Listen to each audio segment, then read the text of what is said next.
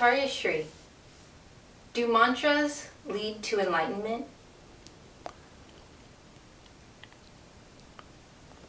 This question is asked to many monks, teachers, spiritual teachers and masters in the past and in the present.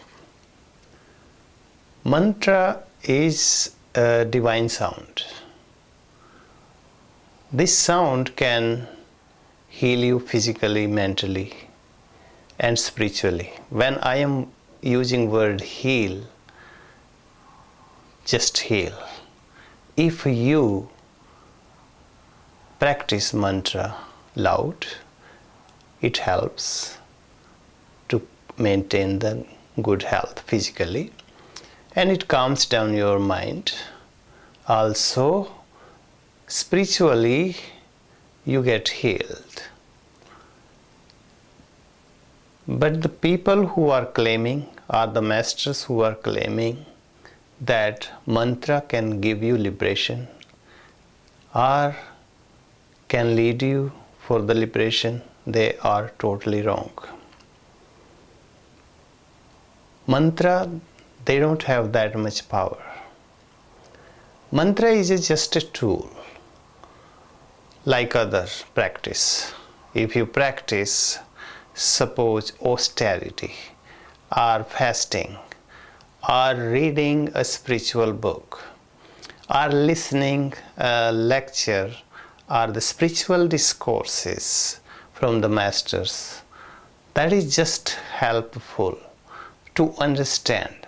Mantra doesn't make you understand the reality.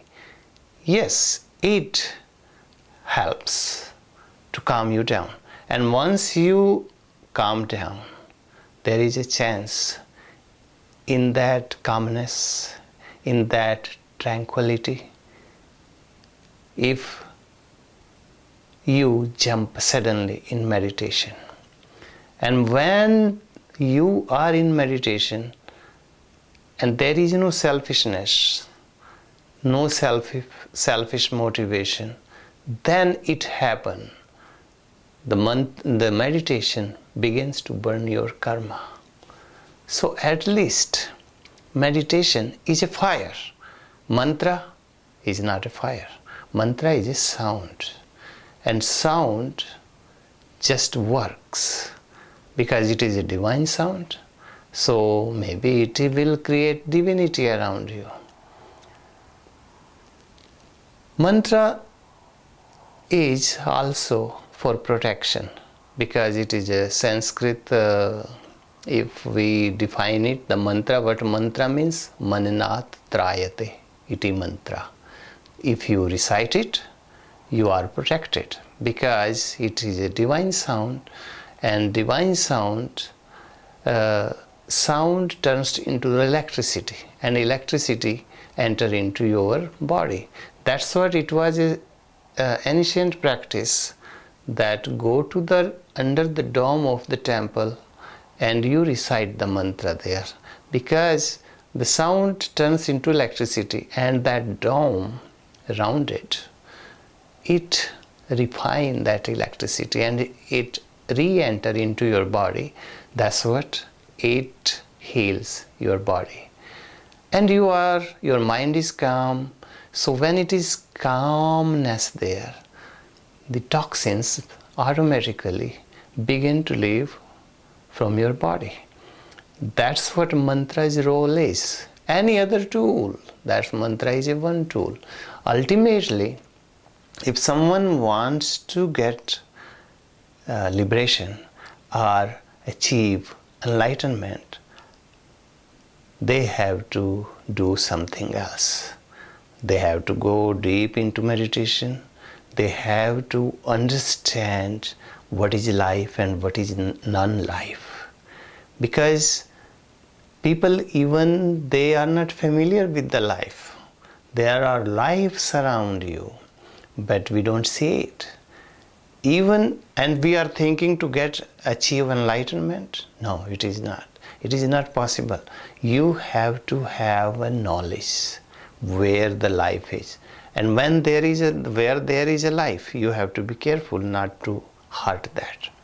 Because the other lives, like suppose animals or flies or butterflies or birds, they don't know much about if they can grow spiritually. But they seems to be very peaceful, they seems to be very calm, and but they don't have developed mind. That's why it is problem. So with the developed mind, it is a blessing that we have developed mind. So we can use it as a tool, and we can understand the reality, the truth, and that's what we are very much blessed.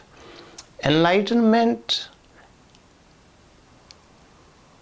is not easy thing. It is like crossing the whole ocean by swimming by your arms, and it is not easy thing.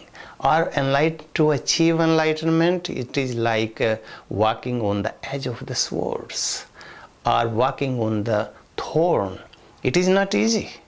It is very difficult to achieve enlightenment. If a mantra can give you enlightenment, everybody will be enlightened in the world.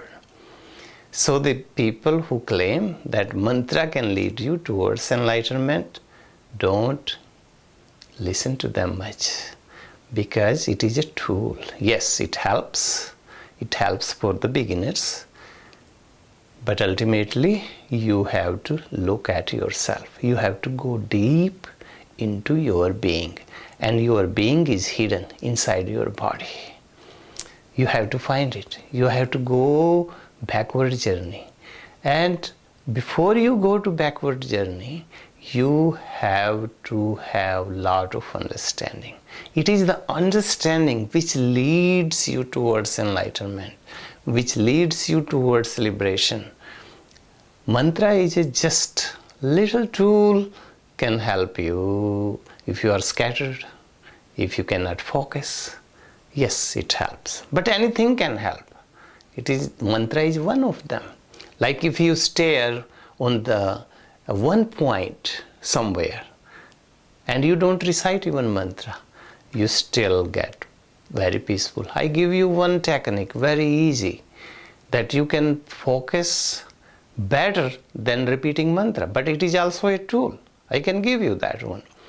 That you don't have to do anything. If you are scattered and if you are not able to do anything, not focus on your study, not focus on your work, not focus on any spiritual practices, you just do nothing else. You sit down and keep your half eyes open and look at your tip of the nose. And you will be surprised that you will be jumped into the Sushumna channel. And Sushumna channel is the backbone. It runs between the backbone. And that Sushumna channel brings you balance. And once the balance is created, you are very peaceful, you are very calm. And when things happen into your life, it happen only in calmness or in peace. If you are much disturbed, tensed, and you are resisting a lot of things, it doesn't happen. Good thing doesn't happen. That's why I always repeat again and again, and today I am repeating again, that the proverb is the necessity is the mother of